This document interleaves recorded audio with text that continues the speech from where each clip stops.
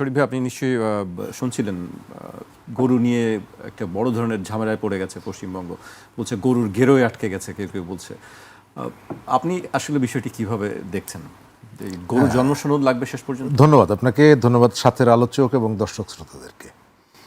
ভারতের পশ্চিমবঙ্গের প্রয়াত মুখ্যমন্ত্রী জ্যোতি বসু ভারতবাসীকে সতর্ক করেছিলেন, একবার সতর্ক করে বলেছিলেন যে রাজনীতির সাথে ধর্ম মিলাবেন না, যদি মিলান তাহলে কি সর্বনাশ হয়ে যাবে বুঝতে পারবেন না। পশ্চিমবঙ্গের রাজনীতিতে তার সাথে ধর্ম মিলিয়ে কি সর্বনাশটা করেছে। এখন কেবলমাত্র সেখানকার মুসলমান সম্প্রদায় না, সেখানকার পিছিয়ে পড়া হিন্দু সম্প্রদায়ও অনুভব করছে, একদম অনুভব করছে। এবং দর্শনগত দিক থেকে বিজেপি যেমনি উগ্রবাদী একটি দল, বিজেপি একই সাথে দরিদ্র বিরোধী।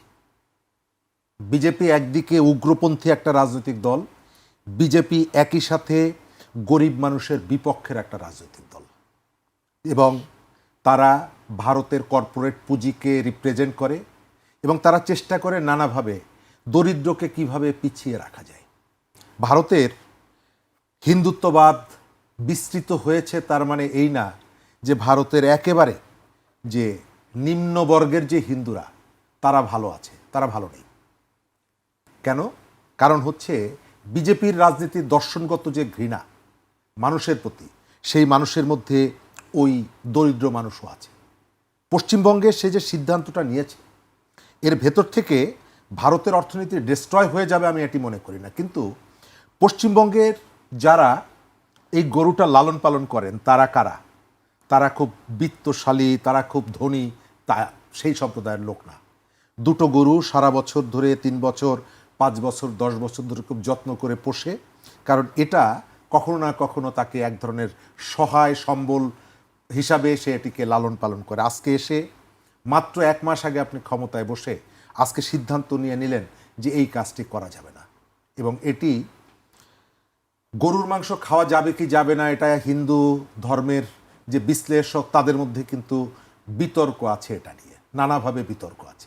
তারপরেও আমি সেটিকে এক পাশে রেখে আপনি অর্থনীতির এমন জায়গাগুলোতে আঘাত করছেন যে জায়গাগুলো ওই যে প্রান্তিক গরিব মানুষ যেটাকে অবলম্বন করছে। শুভেন্দু অধিকারী অথবা তারা এর ভেতর থেকে, ভারত কিন্তু এখনও সাংবিধানিকভাবে এটা একটা সেকুলার রাষ্ট্র। তার যে সাংবিধানিক চরিত্র, তার যে সাংবিধানিক কাঠামো, সেগুলো পরিবর্তন করতে পারেনি। কখনো কখনো তারা চেষ্টা করেনি তা না, চেষ্টা করছে না তা না। কিন্তু এর বাইরেও এই যে শুভেন্দুকে আমরা যেভাবে উগ্রপন্থী মানুষ হিসাবে দেখি, আবার সেখানে অনেক মানুষ আছে যারা এই যে ঘৃণার রাজনীতি শুভেন্দুদের, এই ঘৃণার রাজনীতির বিপক্ষে। আপনি আজিজ ভাই বললেন সেখানে 30% বেশি মানুষ হচ্ছে মুসলিম কমিউনিটির। আবার আপনি খেয়াল করে দেখবেন কলকাতা সিটি কর্পোরেশনে মেয়র হন কিন্তু ফিরহাদ হাকিম, সেখানে জীবন ঘোষ পরাজিত হয়। পশ্চিমবঙ্গের বিধানসভা নির্বাচনে 40 জন মুসলমান প্রার্থী বিজয়ী হয়েছে। আবার আমরা কখনো কখনো যখন কথা বলতে যাই, আমরা পুরোটাকেই শুভেন্দু অধিকারীর অনুসারী বানিয়ে ফেলি। সেখানে এই যে শুভেন্দুদের যে উগ্রতা, তাদের যে জাতপাতকে ঘৃণা করার যে রাজনীতি, তার বিরুদ্ধেও সেখানে কিন্তু একটা লড়াই আছে। ঠিক গতকালকে একটা নির্বাচন হয়েছে, ফলতা নামে একটা উপনির্বাচন হয়েছে, এবং সেখানে নতুন একটা বার্তা এসেছে। মাত্র 1 মাস আগে ক্ষমতা হারানো মমতা ব্যানার্জির দল 4র্থ স্থানে চলে গেছে এবং সেখানকার সিপিএম 19% ভোট পেয়েছে, প্রায় 42,000 ভোট পেয়েছে, দ্বিতীয় অবস্থানে চলে এসেছে। এবং সেখানকার যে মুসলমান ভোট, প্রায় 33% মুসলমান ভোট, এবং সবার ধারণা করছে যে এই ভোটটা ওই দিকে চলে গেছে। যে ভোটটা এতদিন বিজেপি নানা কায়দা করে, তৃণমূল কংগ্রেস নানা কায়দা করে ভোটটা নিত, তার অর্থ হলো যে সেখানকার যে সংখ্যালঘু সম্প্রদায়, ধর্মীয় সংখ্যালঘু যারা গরিব মানুষ, তারা কিন্তু এই যে শুভেন্দু অধিকারীদের বিভাজনের যে রাজনীতি, ঘৃণার যে রাজনীতি, সেই রাজনীতিকে প্রত্যাখ্যান করা শুরু করেছে। এবং ভারতে এগুলো নিয়ে প্রতিরোধ হবে। আমি আপনাকে বলতে পারি এই যে ঘটনাগুলো, প্রত্যেকটা ঘটনার প্রতিবাদ হবে, প্রতিরোধ হবে। আমাদের যে আমাদের এখানে যে ধরনের ধর্মীয় বিভাজন এবং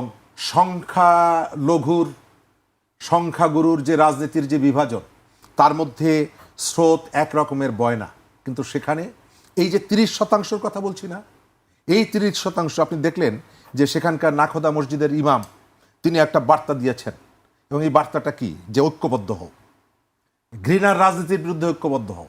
এবং তিনি পরিষ্কার করে বিজেপির যে পলিসি, সেই পলিসিকে আঘাত করছেন, যে তোমার অর্থনীতি, এই যে গরু নির্ভর যে অর্থনীতি, এই অর্থনীতিকে আমরা ইচ্ছা করলে, ঐক্যবদ্ধ হলে উল্টে দিতে পারি।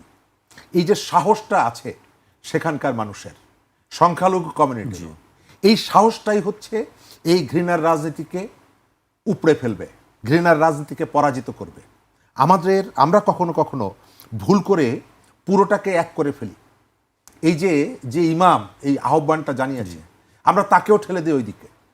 যে 40 জন মুসলমান এমপি, ওই যে হুমায়ুন কবির আলোচিত, তিনি কিন্তু ঘোষণা দিয়েছেন যে আমি এটি মানব না। তার মানে হচ্ছে যে সেখানেও সাহসী মানুষ আছে, প্রতিরোধের মানুষ আছে। আমরা অনুরোধ করব, আমরা প্রত্যাশা করব সেখানের যে শুভবোধের যে মানুষগুলো, তারা ঐক্যবদ্ধ হয়ে, তারা সাহসের সাথে এই যে বিভাজন, এই যে ঘৃণা এবং এর ভেতর থেকে যে ধর্মীয় উন্মাদনা সৃষ্টি করার চেষ্টা, এবং শুভেন্দু অধিকারী কিন্তু চায় যে তার নির্দেশ নিষেধাজ্ঞা অমান্য করে কেউ যেন গরু জবাই করুক, এর ভেতর থেকে সে তার ঘৃণাটাকে আরও ছড়াতে পারবে। আমরা যেমনিভাবে এই ঘৃণার বিরুদ্ধে একই সাথে আমাদের এখানেও কিছু শুভেন্দু সাহেব আছেন। আপনার এই অনুষ্ঠানে আমি এর আগেও বলেছি, আপনার এখানেও আমার এখানেও শুভেন্দু সাহেবরা আছেন। তারা চান ওপারের শুভেন্দু অধিকারীর যে ঘৃণার রাজনীতি, বিভাজনের রাজনীতি, এটা আরও পোক্ত হোক, আরও উত্তাল হয়ে উঠুক, তাহলে এখানে ঘৃণার রাজনীতিটাকে আরও বিস্তৃত করাটা সহজ হবে। এবং এর ভেতর থেকে এপারে আমি আর ওপারে তুমি, আমরা দুইজন দুই জায়গায় আমরা এই যে ধর্মের রাজনীতি, ঘৃণার রাজনীতি করব। কিন্তু আমি আপনাকে যেটা শেষ কথা বলি, যে এটাকে কখনো বিজয়ী হয় না, চূড়ান্তভাবে মানব সভ্যতায় ঘৃণা কখনো বিজয়ী হয় না। জি।